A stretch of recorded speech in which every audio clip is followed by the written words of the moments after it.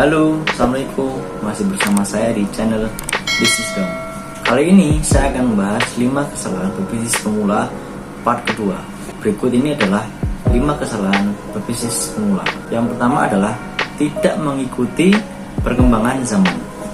Nah, ketika di awal munculnya platform ojek online seperti Gojek, Grab, maka para ojek pangkalan banyak yang memusuhi para ojek online. Mereka menganggap kalau para ojol itu telah merebut pelanggan mereka. Padahal konsepnya bukan begitu.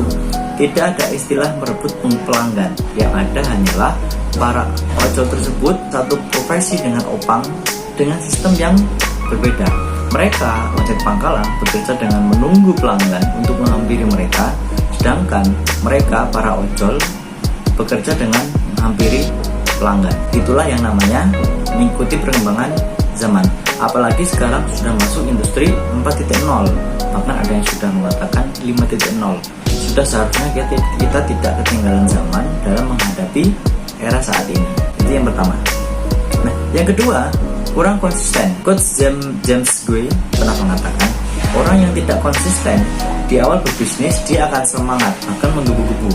Tapi lama-lama semangatnya akan turun disertai dengan moodnya yang sedang tidak semangat.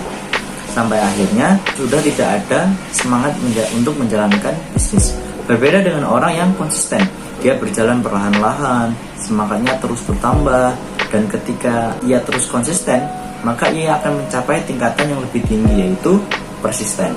Yang ketiga adalah salah riset pasar atau audiens. Nah, coba sekarang Anda bayangkan jika Anda berjualan daster ke anak SD atau Anda jualan mainan ke orang lansia. Kira-kira apakah dagangan Anda laku? Ya mungkin laku ya, kalau yang beli hilaf. Tapi perlu Anda ketahui bahwa salah dalam menargetkan audiens atau salah pasar itu bisa tidak mendatangkan sales. Sama hanya ketika Anda jualan pakai Facebook Ads. Jika Anda jualan jilbab tapi yang ditargetkan para laki-laki, sudah pasti sepi pembeli. Nah, itulah pentingnya riset pasar atau audiens. Nah, berikut adalah ada beberapa tools yang bisa Anda gunakan untuk menentukan target market atau audiens. Yang pertama adalah Facebook Audience Insight, ada Google Trends, ada riset kompetitor. Kenapa ada riset kompetitor?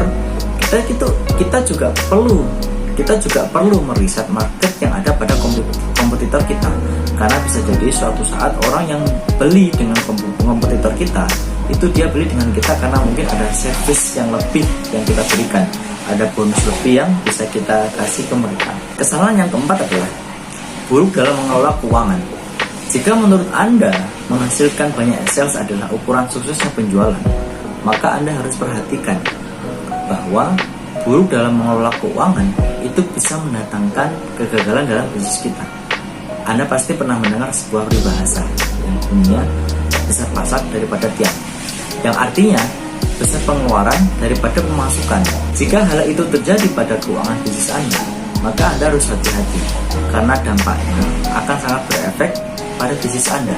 Misal, jika Anda setiap bulan ada ratusan sales, omset puluhan juta, tapi ternyata pengeluaran Anda sampai ratusan juta, bukannya untung, malah buntung. Itu kesalahan yang keempat. Kesalahan yang kelima, anti saran dan anti kritik. Kesalahan bisnis pemula yang terakhir adalah anti saran dan juga kritik. Tidak bisa dipungkiri bahwa kita itu menjalani kehidupan tak lepas dari saran dan juga kritik dari orang lain, apalagi dalam menjalankan bisnis. Apa pentingnya saran dan kritik dari orang lain?